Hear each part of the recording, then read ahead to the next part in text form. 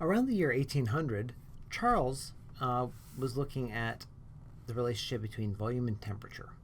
And I saw a neat anecdote about him. He's also one of the first people that flew in a hot air balloon. Now, what he was determining was that if you divide volume by temperature, you end up getting a constant. And so if we rearrange that, we'd say volume equals some constant times temperature. So if we put temperature on our x-axis and volume over here on our y-axis, we end up getting the slope being some constant, and we end up having this as our variable x and this is our variable y. Now, if we were to rearrange that and describe it with the ideal gas law, we can have the ideal gas law written as PV equals nRT. I was about to shortcut it, and I don't want to do that. We're going to relate our volume and our temperature. So volume and our temperature. So if I go ahead and I divide both sides by pressure, I end up getting V equals nRT over P. Actually, I'm going to go ahead and do it like this. Notice that we can pull this piece off from temperature, and that would just end up being some constant. We're holding the number of moles of gas constant, we're holding the pressure constant, and the ideal gas constant is a constant, giving us the relationship between volume and temperature. Now, there's something kind of interesting that happens, though, when you look at this graph carefully. And notice that at the temperature of negative 273 degrees Celsius, we end up predicting 0 volume. Now, if we were to cool that gas down to negative 273, ask yourself the question, hypothetically speaking, how much volume should it occupy? You see it there on the graph.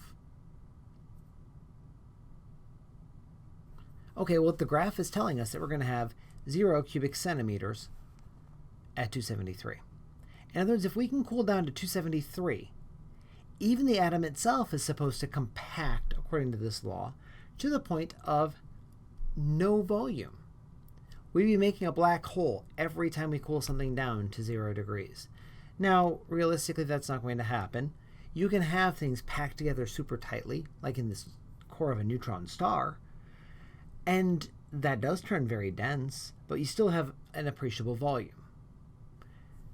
So we see right there is a breakdown in Charles' law, and in fact in the ideal gas law as well, where if you go down to 0 degrees Kelvin, you should not end up having 0 degrees Celsius, 0 volume. Also point out, if you accidentally substitute 0 degrees Celsius into your temperature here without converting to Kelvin first, you can actually determine that you have either no gas moles or no pressure or no volume. A 0 anywhere makes everything 0.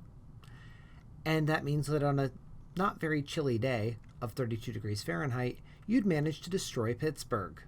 You turn it into a black hole. Don't destroy Pittsburgh. I like the city. Make sure that you always do any conversions for temperature at the beginning or the end of the problem, and always make sure that you're working in Kelvin when you're using the ideal gas law.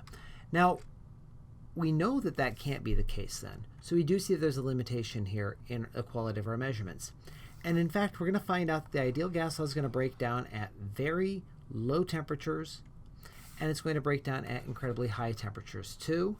But during the normal range that we'd work with in any chemistry lab, it turns out the ideal gas law does a very good job of approximating the behavior of a gas.